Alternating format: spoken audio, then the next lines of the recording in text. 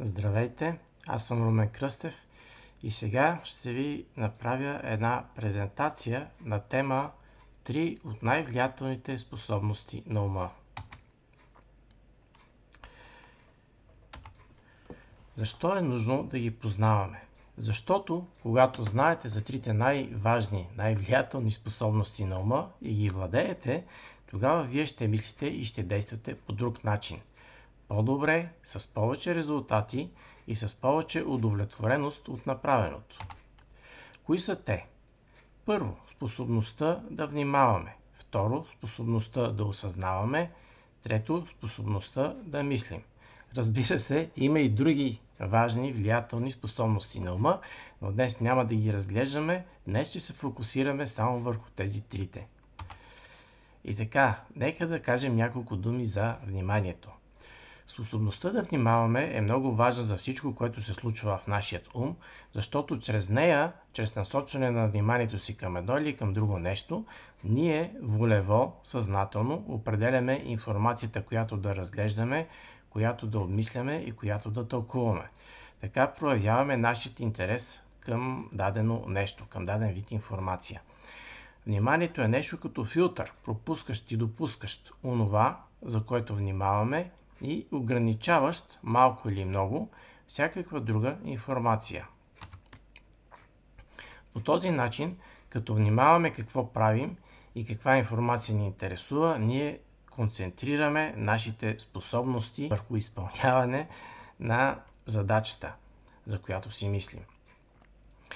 Това значително увеличава шанса тази задача да бъде изпълнена по-бързо и по-качествено или да бъде разбрана по-добре, в сравнение с случаят, когато нашето внимание не е добре фокусирано върху тази задача. Какво означава да осъзнаваме? Тази способност на ума да осъзнаваме ситуацията, в която се намираме, означава, че там, вътре, в нашето съзнание, сега и в момента на осъзнаването, ние сме допуснали и осъзнали достатъчно информация. За какво? За нас и за нашето обкръжение, за ситуацията, в която се намираме. Онази информация, която се задържа в съзнанието ни, влияе на нашите мисли и на нашето емоционално поведение. И когато един човек изглежда уверен и усмихнат, това означава, че той осъзнава добре обстановката, в която се намира и е достатъчно сигурен, че това, което прави в момента, е правилно, хубаво, добро, съответстващо на неговите мечти и идеали. И на неговите намерения, разбира се. Когато един човек изглежда мрачен и неуверен, това означава, че той не осъзнава добре обстановката, в която се намира и не е сигурен дали това, което прави в момента, е правилно.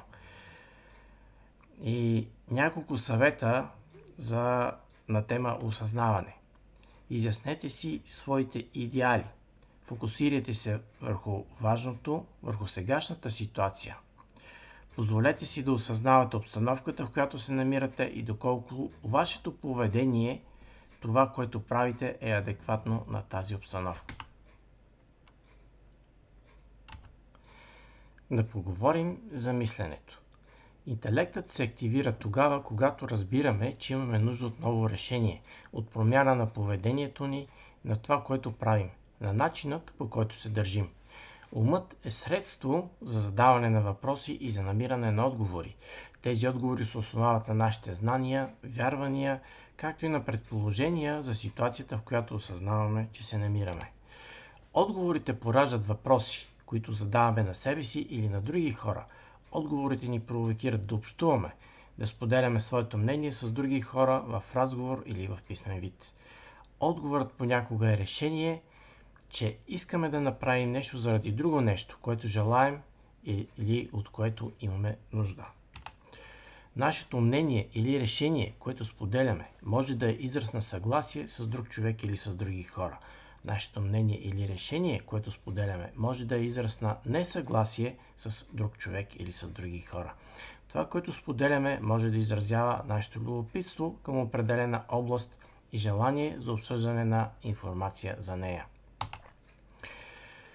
И така, накратко, кои са трите най-значими, най-важни, най-влиятелни способности на ума? Това са способността да внимаваме, способността да осъзнаваме ситуацията, в която се намираме и способността да мислим. Вие можете да, ако това нещо е интересно, ако смятате, че е полезно за вас, да го научите много внимателно, защото колкото по-добре го научите, толкова по-добре ще го прилагате за себе си и ще имате повече полза от него. Можете да го споделите с ваш приятел. Можете, ако искате, да го качите на ваша интернет страница, за да може други хора да го споделят, защото този PDF файл може да се разпространява безплатно и неограничено. И ако се интересувате от тази тема, можете да потърсите още презентации и една книга по темата за мисленето, за поведението и за успехите на хората на интернет страницата на Института за хората и промените.